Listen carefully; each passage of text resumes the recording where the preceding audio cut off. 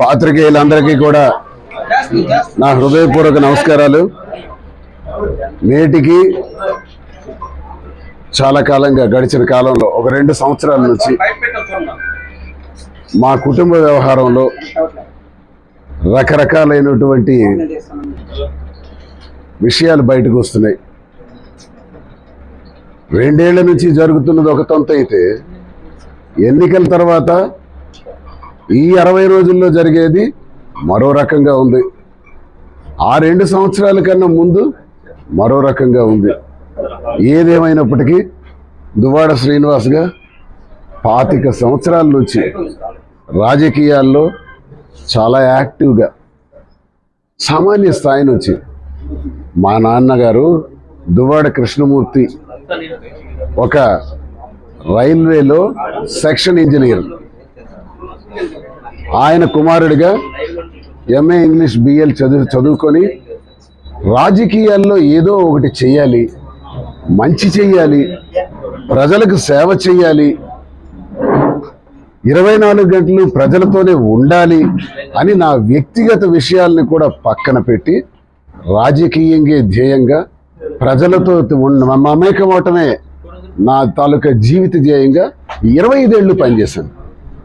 25 ఏళ్లలో ఎప్పుడు ఒక్కరోజు కూడా నా వ్యక్తిగత పనుల కోసం సమయాన్ని వెచ్చించి టైం వేస్ట్ చేయటమో చేయలే. అధికారంలో ఉన్నా లేకపోయినా, ఓడినా గెలిచినా, ఇప్పటి వరకు నా జీవితంలో 5 సార్లు పోటీ చేశాను. 5 సార్లు పోవటం పాలయ్యాను. జిల్లా పరిషత్ వైస్ చైర్మన్గా చేశాను. ఇప్పుడు ఎమ్మెల్సీగా కొనసాగుతున్నాను. అంటే అధికారం ఉన్నప్పుడు, లేనప్పుడు, ఓడినప్పుడు, గెలిచినప్పుడు ఒకలాగే పనిచేశాను. ఎప్పుడు ప్రజల్ని విడిచిపెట్టలేదు. ప్రజాసేవ పరమావధిగా పనిచేసుకుంటూ నన్ను ఎన్నో ఉద్యమాలు, జైళ్ళు, కేసులు, ఉద్యమ నేపథ్యం ఎన్నో అనుభవించాను జీవితంలో. ఎన్ని అనుభవాలు వెనక ఒక్కటి మిస్ అయ్యాను, కుటుంబం ఏమైందంటే, కుటుంబ వ్యవస్థలో, వివాహ వ్యవస్థలో భర్త ఏమంటే అది, భర్త ఏ నిర్ణయం తీసుకుంటే ఆ నిర్ణయం, భర్త ఎటువంటి పని చేస్తే ఆ పనికి భార్య కూడా వెళ్ళి ఆ కుటుంబాన్ని నడిపించి ఆ భర్త యొక్క అభ్యున్నతికి పనిచేసే విధానమే నేను చూశాను తప్ప, కుటుంబ వ్యవస్థల్లో, వివాహ వ్యవస్థల్లో నా ఇంట్లో ఒక విచిత్రమైన వాతావరణం ఉంటుంది. ఈరోజు 2 ఏళ్లుగా రాష్ట్రంలో దువ్వాడ శ్రీనివాస్ కుటుంబం, రచ్చకెక్కిన కుటుంబం, ప్రతిరోజు వార్తలే. ఏ రోజు లేదు. ఈరోజు ఎన్నికలు అయిపోయిన తర్వాత కూడా దువ్వాడ ఇంటి వద్ద హైడ్రామా, దువ్వాడ ఇంటి వద్ద నాటకీయ పరిణామాలు, రకరకాల టైటిల్స్తో విపరీతమైనటువంటి వార్తలు మళ్ళీ హల్చల్ చేస్తున్నాయి. ఏదో ప్రజలకి సేవ చేసుకొని బ్రతకాలనే నా ఆలోచనకి విరుద్ధంగా ఇప్పుడు జరుగుతున్నటువంటి పరిణామాలు ఏంటంటే, ఈ కుటుంబ వ్యవస్థలు, కుటుంబ వ్యవహారం, నా కుటుంబమే నా మీద దాడి చేసే పరిస్థితి. మనిషిలో యాంటీబాడీస్ ఉంటాయి. ఆ యాంటీబాడీస్ మనిషి మీద తిరిగి యాక్ట్ చేస్తుంటాయి. అప్పుడు మనిషి చాలా ఇబ్బందులకు, అనారోగ్యానికి గురి కావాల్సి వస్తుంది. అలాంటి పరిస్థితి నాకు కూడా ఉంది. కుటుంబమే రాజకీయాన్ని ఎంతగా చూశాను, రాజకీయాన్ని నా జీవితంలో ఎంత గట్టిగా ఒక కృతనిశ్చయంతో, ఒక ఆలోచనతో పెట్టుకున్నానో పనిచేయాలని, కుటుంబం కూడా అలాగే చూశాను. నేనేమి స్థితివంతుడిని కాదు, శ్రీమంతుడిని కాదు. ఎంఏ ఇంగ్లీష్ చేసి, లా చేసి, దువ్వాడ కృష్ణమూర్తి గారు సెక్షన్ ఇంజనీర్గా రైల్వేలో పనిచేస్తే, వాళ్ళ పెద్ద అబ్బాయిగా నేను ఒక ఉన్నతమైన స్థాయికి రావాలని రాజకీయాల్ని ఎంచుకొని నేను పనిచేసే దానిలో నా వివాహం 1994లో జరిగిందంటే 24కు 30 సంవత్సరాలు అవుతుంది. ఈ 30 ఏళ్ళు కూడా కుటుంబాన్ని కంటికి రెప్పలా కాపాడుకుంటూ, నాకెన్ని కష్టాలున్నా సంపాదించిన రోజులున్నాయి, వ్యాపారాలు అత్యున్నత స్థాయిలో ఉన్న రోజులున్నాయి, వ్యాపారాలు కిందకు పడిపోయిన రోజులున్నాయి, విచ్చలవిడిగా చేతుల్లో డబ్బులు ఖర్చు పెట్టే రోజులున్నాయి, డీజిల్ కూడా పోసుకోలేని రోజులు కూడా ఉన్నాయి. డబ్బున్న రోజు కానీ, డబ్బు లేని రోజు కానీ నా కష్టం నా కుటుంబాన్ని తాకనివ్వాల, ఎండ కూడా తగలనివ్వాల. బాగున్నప్పుడు ఎలా ఉన్నానో ఆర్థిక ఇబ్బందులకి ఎదుర్కొనే సందర్భంలో కూడా అలాగే చూశాను కుటుంబాన్ని. నా సమస్య, నా కష్టాన్ని, నా బాధాన్ని తాకనివ్వలా చూసుకుంటూ ఇద్దరు కుమార్తెలకు కూడా చిన్నప్పటి నుంచి అల్లారు ముద్దుగా పెంచుకున్నాను. ఇవన్నీ మీకు తెలియని విషయాలు కావు. పెంచుకుంటూ వాళ్ళకి పెద్దవాళ్ళై డాక్టర్స్ని చేయించాను. డాక్టర్స్గా చదివేటట్టు నా కృషి అంతా నేను చేశాను. ఏ తండ్రి అయినా చేస్తాడు. సామాన్యుడి నుంచి కోటీశ్వరుడు వరకు ఏ తండ్రి అయినా ఇదే చేస్తాడు. నేను తండ్రిగా ఇది చేసింది చెప్పుకోవటం గొప్ప విశేషం ఏంటి కాదు. ఇది నేనేదో నా గురించి నేను చెప్పుకోవటానికి చెప్పట్లా. కుటుంబ వ్యవహారం రోడ్డెక్కింది కాబట్టి, చెప్పాల్సిన అవసరం వచ్చింది కాబట్టి, చెప్పక తప్పని పరిస్థితులు వచ్చాయి కాబట్టి, ఆఖరికి నేను నా కుటుంబాన్ని ఇలా చూశాను అలా చూశాను అని చెప్పుకునే దుస్థితి నాకు ఏర్పడినందుకు చాలా బాధపడుతున్నాను. ఎవరైనా చూస్తారు. ఒక కూలివాడైనా సరే, ఒక శ్రామికుడైనా సరే, ఆయనకు తోచిన విధంగా ఆయన పిల్లల్ని చదివిస్తాడు. నాకు తోచిన విధంగా నేను చదివించాను, చూశాను. అల్లారు ముద్దుగా ఓ పాపకు పెళ్లి చేశాను, అంగరంగ వైభవంగా చేశాను. అమ్మాయికి కూడా ఇంకా పెళ్లి చేయాలి, బ్రహ్మాండంగా చేయాలనే ఆలోచనలో ఒకవైపు పెట్టుకున్నాను. గెలిచినా ఓడినా రాజకీయాల్ని నేనేదైతే ఆశయంతో ఉన్నానో, నేనెప్పుడు లంచం నా జీవితంలో తీసుకోలేదు, అవినీతి చేయలేదు, భూ కబ్జా చేయలేదు, ఈ చెయ్యికి అవినీతి మరక అంటనివ్వలేదు. దట్ ఈస్ నాకు మై క్రెడిబిలిటీ. ఎక్కడ అడిగినా మీకే చెప్తారు ప్రజల్లో. ఈరోజు అపోజిషన్లో ఉన్నాను, నా మీద సర్వశక్తులు పనిచేస్తున్నాయి. నేనే అవినీతి చేస్తే ఆ అవినీతి మీద పైకి లాగుతారు కదా, అక్రమాలు చేస్తే లాగుతారు కదా. మరి చెప్పగలరా? ఏనాడు కొని నేను ఎవరి దగ్గరైనా ₹1 ఆశించి పనిచేశానని ప్రజలైనా ఎక్కడి నుంచైనా ఆ పరిస్థితులు లేవు. రాజకీయాల్ని గట్టిగా ఒక ఫెరోషియస్గా ఏదైతే అడగాలనుకుంటున్నది అడుగుతాను. అడగాల్సినటువంటి అవతల వ్యక్తి ఎంతోడైనా నాకు అనవసరం, ప్రశ్నించడమే దిశగా పెట్టుకున్నాను. దీనిలో ఏమైపోయినా పర్వాలేదు. అలాగే కుటుంబాన్ని కూడా చూసుకోవాలని పెట్టుకున్నాను. ఆఖరికి నాకు జరిగింది ఏంటంటే, ఈ హైడ్రామాల మధ్య వీటి మధ్య నలిగిపోతున్నాను. ఏంటి నేను చేసిన లోపం, ఏంటి నేను చేసిన తప్పు? అందరిలాగే పెంచాను కదా, అందరిలాగే చూశాను కదా. ఇప్పుడు నేను పరిశీలిస్తే నా 30 ఏళ్ల జీవితంలో నాకు అర్థం కానివి ఇప్పుడు ఎవిడెన్సెస్తో కూడా నా ముందు సాక్షాత్కరించాయి.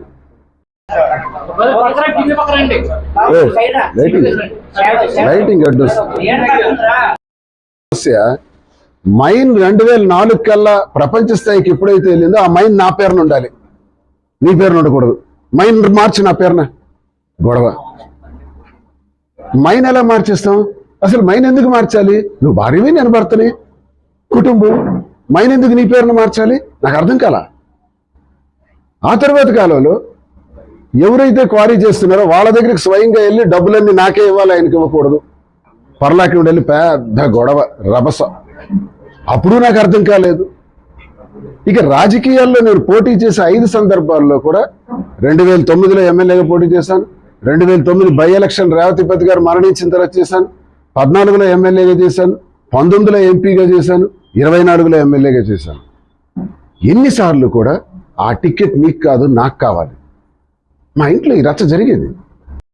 ఏడాది తర్వాత నుంచే, 94 అయింది, 96 నుంచే స్టార్ట్ అయిపోయింది. నువ్వు యాక్టివ్గా ఉండకూడదు, నేను ఉండాలా, నువ్వు పని చేయి, కానీ నేను పోటీ చేయాల. ఏంటి విచిత్రం అనుకున్నాను. చిన్న వయసు, ఆ టైంలో నాకు అర్థం కాలేదు. కొన్నాళ్ళకి అర్థమైంది. ఎలా అంటే, నేను ఏ రంగంలో అధిగమిస్తుంటే ఆ రంగం నాది కాకూడదు, తనదే కావాలనే ఒక దురుద్దేశం, ఈర్ష్య, అసూయ, ద్వేషం, అహం, వీటితోనే 24 గంటలు నలిగిపోయింది దువ్వాడవాణి. నేను 2001 నుంచి 2010 వరకు ఐకాన్ బ్రౌన్ అనే ఒక గ్రానైట్ కలర్కి ప్రపంచంలో ఒకే ఒక్క దగ్గర ఆ గ్రానైట్ దొరుకుతుంది, అది నా దగ్గరే. భగవంతుడు నాకు ఇచ్చిన అవకాశం. ఆ కలర్ని సప్లై చేయగలిగే ఓనర్గా ఎదిగాను. మంచి బిజినెస్ చేశాను, వరల్డ్ క్లాస్ మార్కెట్లు, వరల్డ్ క్లాస్ కలర్ మార్కెట్ చేశాను. భార్య అని చెప్పుకునే దువ్వాడవాణి, ఆమెకు ఎప్పుడూ కూడా రాజకీయ ఆకాంక్ష.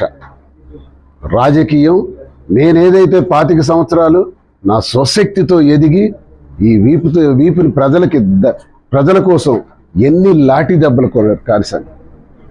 జైల్లో ఉన్నాను, ధర్నాలు చేశాను, బంధులు చేశాను, ఉద్యమాలు చేశాను. ఇన్ని పడినటువంటి నా రాజకీయ జీవితంలో ఒక స్థాయికి రాగలిగాను. రాజశేఖర రెడ్డి గారితో స్నేహం, టీఆర్పీలో ఉండేటప్పుడు చిరంజీవి గారితో కూడా, జగన్మోహన్ రెడ్డి గారు, ఇవన్నీ కూడా ఒక స్థాయిని నాకు నాయకులు కూడా అలాగే సహకరించారు. ఆ స్థాయికి నేను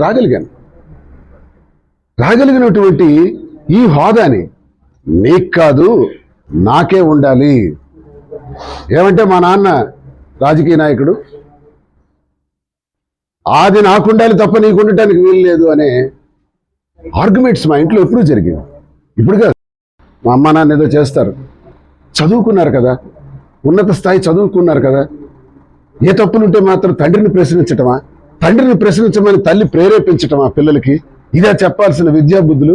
నేను ఇప్పుడు 24 గంటలు పబ్లిక్లో తిరుగుకొని, రాజకీయాల్లో తిరుగుకొని, రాత్రి 11, 12 గంటలకు ఇంటికి వచ్చేటప్పటికి పిల్లల్ని చూసి మాట్లాడడానికి కూడా సమయం లేని జీవితాన్ని గడిపాను. కానీ నా వెనకాల నా మీద ఈర్ష్యా ద్వేషాలు రగిలే విధంగా దువ్వాడవాణి చేసిందని కొన్నాళ్ళకు అర్థమైంది, ఇప్పుడు పూర్తిగా అర్థమైంది. ఇది ఒక రకంగా రాజకీయ దురహంకారం, అంటే రాజకీయం నాకే రావాలన్న అహంకారం. వ్యాపారాలు బాగుంటే వ్యాపారాలు నాకే రావాలన్న అహంకారం. ఆ వ్యాపారం చెడిపోతే అది వద్దు, రాజకీయం చెడిపోతే అది వద్దు, రాజకీయంగా నేను బాగుంటేనే అది కావాలి. ఈ తత్వం, ఈ విచిత్రమైన కోణం మీరు ఇప్పుడు చూస్తున్నారు. బిహేవియర్ 4 గోళ్ల మధ్య జరిగిన వ్యవహారం ఈరోజు బహిరంగంగా జరుగుతుంది. బహిరంగంగా జరిగేటప్పుడు ఎవరి వ్యవహారం ఏంటో ప్రజలందరికీ అర్థం అవుతుంది. విచ్చలవిడిగా ఎప్పుడు పనిలో ఉండలేదే, జోదం ఆడనే పేక తెలియదు నాకు, మరి డబ్బులు వృధాగా ఖర్చు పెట్టనే, మరి ఏ దురలవాట్లు లేని నా లోపం ఏంటి? రాజకీయం పిచ్చి, వ్యాపారాల్లో అధిగమించాలన్నటువంటి పిచ్చి. ఈ పిచ్చి నా కష్టంతో వచ్చినటువంటి ఆ పిచ్చిని అది నీవు తీసుకోవాలని ప్రయత్నించే ప్రయత్నంలోనే నా కుటుంబ వ్యవస్థ ఈరోజు సర్వనాశనం అయిపోయింది. భర్త కూలివాడైనా భర్తని ఓదార్చుకొని భర్తను ముందుకు నడిపించుకొని వెళ్ళే స్త్రీమూర్తులను చూసామే తప్ప నా చేతులతో ఎంతో మంది కుటుంబాలను కలిపాను, ఎంతో మంది గొడవలు పడిన భార్యాభర్తలను కలిపాను, ఎన్నో జీవితాలకు ఆర్థికంగా కూడా సహాయపడ్డాను. కానీ నా కుటుంబం ఈరోజు నన్ను ప్రశ్నిస్తుంటే సమాధానం చెప్పలేక, ఆలోచించుకోలేక, ఏం జరుగుతుందో అర్థం కాని స్థితిలో నేను సతమతం అవుతున్నాను. ఈరోజు నా పిల్లల్ని నా పేరున చాలా ట్యాక్ట్ఫుల్గా చిన్నప్పటి నుంచి వాళ్ళ బుర్రల్లోకి ఎక్కించిన విధానాన్ని ఈరోజు ప్రశ్నించే స్థాయికి తీసుకొచ్చారు. ఎక్కడైనా కుటుంబంలో భార్య ప్రశ్నించవచ్చు, పిల్లలు ప్రశ్నించడం ఏంటి? దగ్గరగా సన్నిహితంగా ఉండే వాళ్ళకి విషయాలన్నీ తెలుసు. ప్రతి సందర్భంలో కూడా ఆర్గ్యుమెంట్స్, ఈ ఆర్గ్యుమెంట్స్ చిలికి చిలికి చిలికి చిలికి గాలివాన్లా మారి ఆఖరికి నా పుట్టిన బిడ్డలు ఐందిని నవీన ఎంత ప్రేమగా చూశాను. అల్లారు ముద్దుగా ఈ గుండె మీద పెట్టి పోషించి పెంచాను, ఎంతో అద్భుతంగా పెంచాను.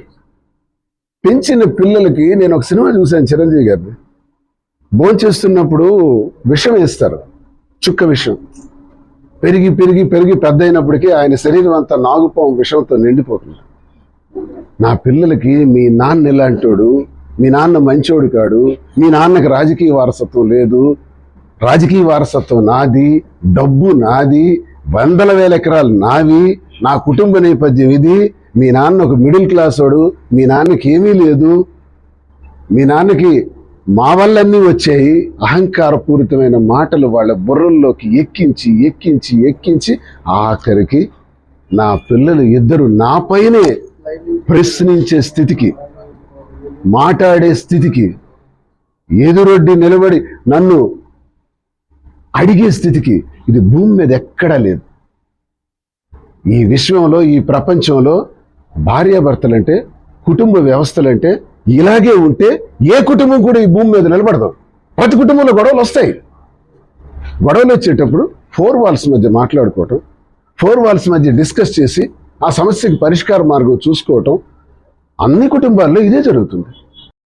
నేను దువ్వాడ శ్రీనివాస్ అని నేను ప్రకటించాను. ఆమె దువ్వాడ వాణి పోటీ చేస్తారు, నేను చేయను, నేను పార్టీకే పనిచేస్తాను అంటే నా 25 సంవత్సరాల కష్టాన్ని 100 మెట్లు కిందకి దిగి కుటుంబ రక్షణ కోసం, కుటుంబ సంక్షేమం కోసం, కుటుంబం బాగుండాలి, కుటుంబం రోడ్లు ఎక్కకూడదు. సరే తను ఆశపడుతుంది, తను అవని, నేనైతే ఏంటి తనైతే ఏంటి అనుకున్నానే తప్ప, అలా అనుకోని వాడిని అయితే నేను టికెట్ జగనన్న కన్విన్స్ చేస్తానా? నేను వచ్చి దువ్వాడ వాణిగా పోటీ చేస్తుందని అనౌన్స్ చేస్తానా? నాకు ఆ స్వార్థమే ఉంటే ఇది అర్థం చేసుకోవాలి ప్రజలు. 5 కోట్ల మంది ప్రజలే కాదు, అవతల తెలంగాణ, ఆంధ్రప్రదేశ్ ఎక్కడ చూసిన సోషల్ మీడియాలో ఇదే నడుస్తుంది. దువ్వాడ కుటుంబం ఏ యూట్యూబ్ ఛానల్ చూసినా. దీనికి నేను అందుకే కూలంకషంగా ఈ ప్రెస్ మీట్ ద్వారా, ఈ మీడియా ప్రతినిధుల ద్వారా ప్రజలందరికీ, కోట్ల ప్రజలందరికీ కూడా నా ఆవేదన మీకు నేను తెలియజేస్తున్నాను. 24లో ఎమ్మెల్యే అభ్యర్థిగా రాష్ట్రంలో మొదటిసారి జగన్మోహన్ రెడ్డి గారు మూలపేట పోర్టు ఓపెనింగ్ నిర్మాణంలో శంకుస్థాపన పనుల సందర్భంగా టెక్కలు ఇచ్చేసి ఏప్రిల్ 19, 24వ సంవత్సరం నా టికెట్ అనౌన్స్ చేశారు. ఆ టికెట్ అనౌన్స్మెంట్తో ఇంకా పార్టీలో గట్టిగా పనిచేసుకుని అన్న నాకు ఇన్ఛార్జ్ ఇచ్చాడు, ఎమ్మెల్సీని చేశాడు, గతంలో ఎంపీగా ఇచ్చాడు, ఈసారి ఎలాగైనా గెలవాలి అని ఒక అకుంఠిత దీక్షతో పనిచేస్తున్నటువంటి నాకు అప్పటికే జగన్మోహన్ రెడ్డి గారు నా టికెట్ ప్రకటించినప్పటికే 4 సిట్టింగ్లు అయ్యాయి అధిష్టానం వద్ద. ఆ 4 సిట్టింగుల్లో తన అధిష్టానం వద్ద పెట్టిన డిమాండ్ ఏంటంటే, టికెట్ నాకు ఇవ్వండి, నాకు దువ్వాడ శ్రీనివాస్తో డివర్స్ ఇప్పించండి, విడాకులు ఇప్పించండి, నాకు లేదంటే నేను ఊరేసుకొని ఇక్కడే విషం తాగి చేస్తాను. ఇది బ్లాక్మెయిల్ అధిష్టానానికి. ఈ రకమైన పరిస్థితి వచ్చినప్పుడు నేను అధిష్టానానికి ఒక మాట చెప్పాను, నా 25 సంవత్సరాల కష్టం, నేనైతే ఏంటి, ఆమె అయితే ఏంటి, ఎవరైతే ఏంటి, తనకుంది దువ్వాడ శ్రీనివాస్ కాకూడదు, తన భర్త కాకూడదని. నాకు అలా లేదు, నేను అంత స్వార్థంగా ఆలోచించలేదు. ఎవరైతే ఏమైంది కానీ అనుకున్నాను. జగనన్నకు నచ్చ చెప్పాను, అన్నా మరి నేను పోటీ చేయను, ఆమెకే టికెట్ ఇచ్చేద్దామన్నా అన్నాను. అన్న ఒక దశలో లేదు సీను నువ్వే చెయ్యాలి అన్నారు.